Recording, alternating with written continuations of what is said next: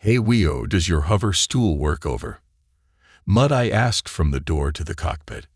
Not deep mud, Weo said, glancing at me with her tentacles at work on the controls. The sensors feel for solid ground. Dang, I sighed. Guess I'm stuck with cleaning the exosuit after this delivery. Yeah, sorry. She said there are fresh batteries for the gravity wands. At least shouldn't take you too long. He stalked past me, his many bug feet clicking in what was probably irritating. He didn't say anything, and neither did I, at least until he was out of earshot in the direction of the cargo bay. I whispered to Weo, and at least I only have 2 legs to clean. Good point. She agreed. Best of luck. I thanked her and headed off after G to where the exosuits waited. He had a head start in getting his on, which he needed. I tried not to draw attention to how easily I tugged mine on over my regular clothes minus the shoes.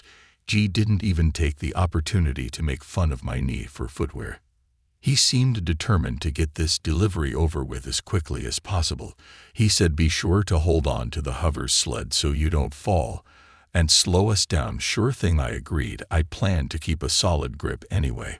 Hopefully this mud wasn't the foot-sucking kind. The ship landed gently, or rather arrived. There was no landing pad close enough to our client's location, at least none above the mud at this time of year, so Weo held the ship just above the surface on stable thrusters. The ramp merely touched the mud. Captain Sunlight had come into to see us off, and she stood to the side as we hustled down the ramp. Be quick, but careful, she told us.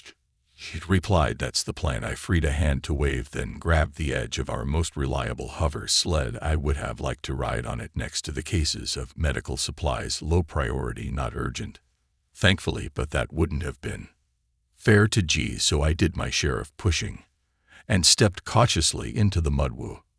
I thought more watery than thick. I can walk in this, and it was cold, but the exosuit did a decent job of insulating for temperature.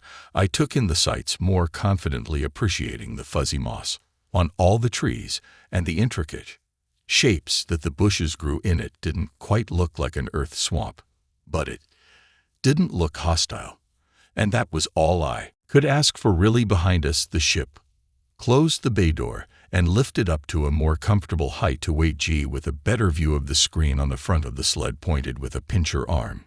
We changed direction slightly and trudged through the mud. The depth changed a few times in quick succession, going from ankle deep to above the knee and back. I did my best to maintain a careful speed, though it was tricky since I couldn't see the bottom. G seemed to be doing fine. I held on to the sled and took long strides, feeling the way with one foot before trusting my way to it. Thicker lumps and rocks lurked along the uneven ground. I focused on stepping between them without losing my balance, trusting G to keep us on track. Scenic, I commented to break the monotony of silence and my own breathing inside the helmet. Wet, X replied. Scenic and wet. I glanced up at the mossy trees, then back down at the watery muddy water. Somewhere in between. Not the easiest place to walk, though. The captain could have chosen blip and blop for this delivery, G griped, but no, they're busy helping Eggskin prepare some complicated food, and paint wouldn't be up for this temperature, I said as I stepped into deeper water that chilled me to my thigh highs. Or this depth, really, paint misses out on a lot of unpleasant environments. Lucky, I looked over at him across the pile of strapped-down cases, only because she'd pass out and die if she got too cold. I don't know if I'd call that lucky. G tapped an antenna against the inside of his helmet. Bah. Today she's lucky to be cold-blooded. We're stuck with this. Instead, I mentally ran down the roster of our other crew mates. Some of them, like Weo, had other jobs to be doing. I suppose Mer wouldn't have an easy time in something this deep either.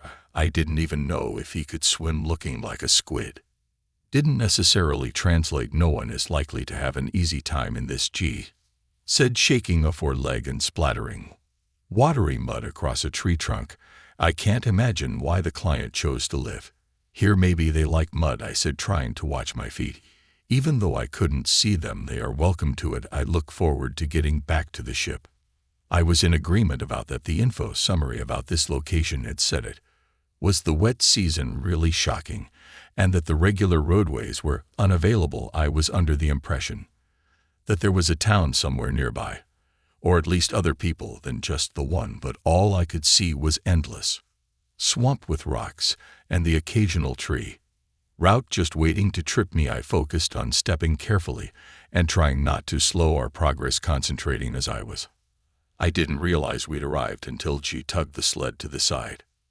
Stone house perched at the top of the rise. We slogged up to leave an interesting set of footprints along the walkway, my left-right muddy boot prints, and G's collection of much smaller splats with the hover sled between us. It looked like this house was getting two visitors interested in staying as far away from each other as possible instead of a single delivery. When we got close, a chus of tiny squeaks started up. I located the source, a small cage hanging beside the door, which held a handful of cricket-sized whatevers, while G found what passed for a doorbell. I took a surreptitious look. They were small and blobby, not many near cousins of his, which was definitely for the best. "Delivery," G announced while a chime jangled various bumps and a muffled voice sounded from inside. Then our Avon client opened the door eagerly. "Thank you for coming," he said in the same trade language we were using, just with the distinct quackity overtones of his particular species. His dark feathers were flecked with white, and he kept his arms folded as if they were wings. He said earnestly, "I hope it wasn't too long of a walk." "It was fine," X said. "Would you like your packages unloaded right here?" "Oh, the ducky fellow looked indecisively between the stack of boxes, the paving stones, and the indoors. I said, "We could carry them in for you, but we'd—" I looked up to find the first dry ground I'd seen rising out of the mud into a walkway of flat paving stones, around track and a bit of mud. The sled was much too wide to fit through the door. "That's all right, I'll move them," he decided out. "Here is fine now. Where should I?" "Yes. Thank you." He took the payment screen from G and signed for the delivery while I undid the straps holding everything down. We didn't always bother with those, but I was starting to think we should have. I'd managed to trip and knock a box into the mud that would have been an embarrassing bad mark on our record. While we unloaded the boxes, those little it serenaded us with a fresh chorus of squeaky chirps. It reminded me of tame finches with just a touch of guinea pig. I wondered if this was the local version of a wind chime or something else. The client saw me staring and said, "My dear, little Cozy went missing, and these are his favorite food. I'm hoping to lure him back. You haven't seen him, have you? A young cuddle beast about this big with a white stripe on his head." He held clawed hands a few inches apart. "Sorry, no," I said, with a look at G. "I didn't see any beasts at all." "Did you know?" G agreed. "Just mud." The client ruffled his feathers in a way I didn't know how to read. Maybe he was embarrassed. "They did tell me he's suited to living in this environment, and he might not return if I let him out, but I haven't given up hope. My home is nice and warm after all. Wet. Keep an eye out on the walk back." I told him. "Does he come when he's called?" "He always did when he was inside the house," the guy said. Cozy. Cozy." He waited for a moment, then looked down. "He loves his cuddles. I hope nothing bad has happened to him." Guy, set down the last box. "You've done what you can," he assured the client, sounding like he might have even meant it. "I suppose so." The ducky guy looked sad for a moment, then rallied. "Well, thank you again. I don't want to keep you. Safe travels." We bid him goodbye and headed back down into the mud with me waving goodbye and G trying to make good time. The client went back into his house, and I focused on taking long strides. Again, we went slightly to the side of the route we'd taken before. The mud was much lumpier here, with herds of round rocks that rolled around it and made the footing treacherous. Despite my death grip on the sled, I was nearly swimming. At a couple points, in an effort to keep up, the muddy water was deep enough to swim in, but not consistently so. Otherwise, I might have given up and started paddling. I had just decided to ask Z to slow down when I lost my footing completely and went under, holding my breath in panic before I remembered the exosuit covered my head. I got my feet under me by kicking lumps out of the way, and I stood in the waist-high mud, wiping futilely at the dirty face. Mask. G sighed audibly and stopped walking. "Really, it's hard to find somewhere solid to step," I exclaimed.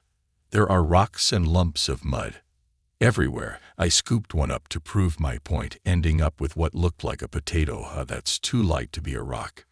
Tuber fascinating, G said dryly. It reminds me of an earth food, but those don't grow in swamps, I said, giving it a closer look. Oh, not bring it back to the ship for eating, X said sternly. I wasn't going to, I protested. Good.